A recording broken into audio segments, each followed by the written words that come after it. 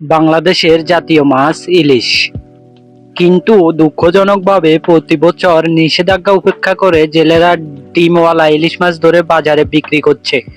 এভাবে ধরা হলে ভবিষ্যতে ইলিশের উৎপাদন মারাত্মকভাবে হুমকির মুখে পড়বে। বাংলাদেশ সরকার প্রতি বছর সেপ্টেম্বর অক্টোবর এই 2 মাসে ইলিশ মাছ ধরা ও মজুত করা সম্পূর্ণভাবে নিষেধ করে।